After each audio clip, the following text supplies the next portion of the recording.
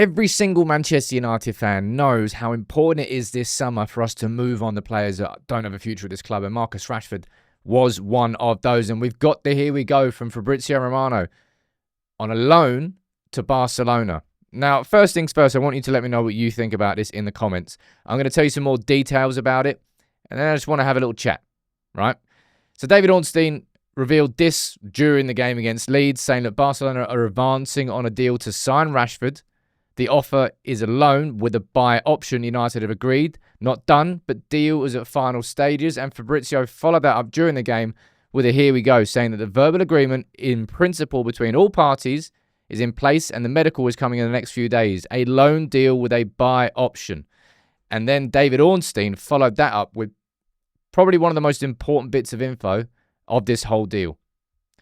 Barcelona are set to pay all of Rashford's salary. Because on the surface, right, you can look at this and go, like, for real, we're loaning Rashford out again. We're not getting the cash in that we need. And we're probably going to end up subsidising his wages anyway. Well, no. Separate reports, now these haven't been confirmed, but it probably is the case. Because there ain't no way Barcelona are going to be paying 350k a week. Rashford's taken quite a big pay cut to make this move happen. Good. Well done, Rashford. Sancho, take a look, you whopper. Anyway, separate reports are suggesting that the buy option itself is only like 35 million euros, which seems like a low ball offer for me. I genuinely felt, hey, sounds wrong. Oh my God, something that's never happened before. I genuinely felt that this was going to be one that dragged until the end of the window because I felt like Barcelona were going to try and take advantage of the leverage, etc., etc. But they've agreed a deal. Rashford's gone. Going. Well, on loan. Positives and negatives about this. Positive, we're saving on Rashford's wages. I don't know what that's worth to United, but he is the top earner at the club, isn't he? Or was it Casemiro? He's one of the top 3 owners at the football club. That's going to be coming off our wage bill for the entire season. That's got to save probably north of £10 million, right? You'd think so, which can be reinvested, can be invested elsewhere. Good. Problem is, kicks the can down the road a little bit. Now, you might say, well, hold on here, Sam. Is this not the exact same situation as Villa? And then he's just going to come back next summer and we're going to be in the same situation again. Honestly, my prediction when it comes to Rashford, when it comes to Barcelona, is that he's actually going to do very well there. This is the move that Rashford has wanted since December, right? He was pushing for Barcelona, pushing, and it just didn't work. It didn't happen. He ended up going to Villa, which is absolutely not where he wanted to be at any point. This summer, did the exact same thing. It was all about Barcelona. He sat down and did that interview with, like, what was it, the 2 Spanish YouTube lads who had like 6 mil subscribers who were both Barcelona fans and just sitting there talking about, oh, I actually quite like the weather in Spain. Yeah, actually, I can play centre forward. And it was an obvious schmooze, but it worked. Well, I'll tell you what happened is Barcelona's move for Nico Williams collapsed and Liverpool priced Barcelona out of a move for Luis Diaz. Third choice, Marcus Rashford on loan, wages covered. Don't know anything about a loan fee. I don't know anything about that. Now, I'm happy for Rashford. I genuinely am happy for Rashford. You might not believe me when I'm saying that, but I really am. It was a ugly, ugly end, which I never would have predicted from how beautiful the start was. It's just sometimes the way football works. Rashford was culpable. Man United probably did a few things as well behind the scenes. And it's not the way that the story should have gone.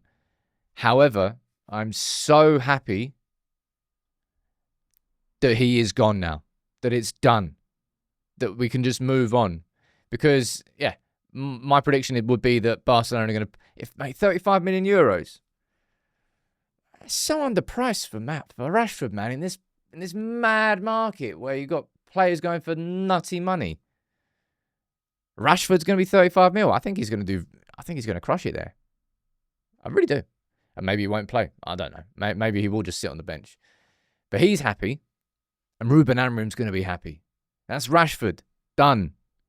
Garnacho. We need to find a club for him. Sancho. Or as he's more commonly known, Melting McMeltus. Well, on this channel anyway. I was really, really worried. And this is probably the most, if you're going to pull the biggest positive out of this, is the fact that United aren't subsidising this. I really, really felt that United were going to have to subsidise Rashford and Sancho and maybe even Anthony Real Betis if no one else comes in. But Barca are covering all the wages because he's taken a wage cut. Is that a little bit of awareness?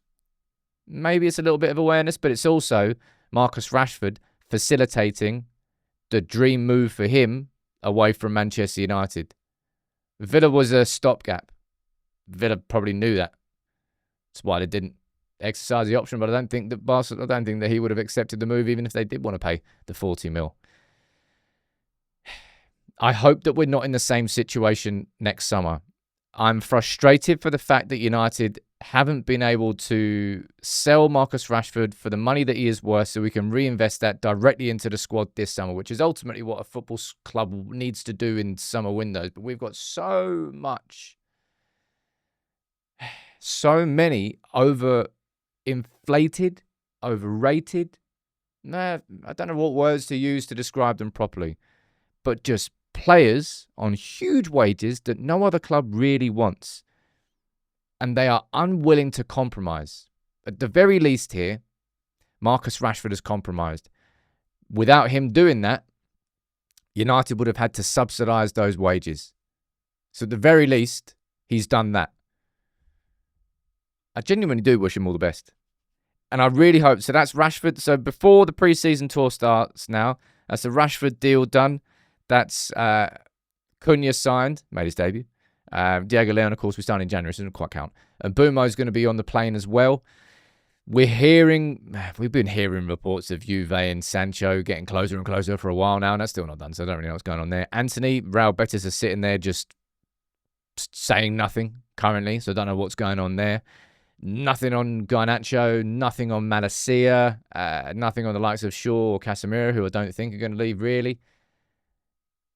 But I'm glad this one's not dragged out. I'm glad we've saved the wages. I'm glad that we can move on and the story and the narrative and the distractions around Rashford can disappear.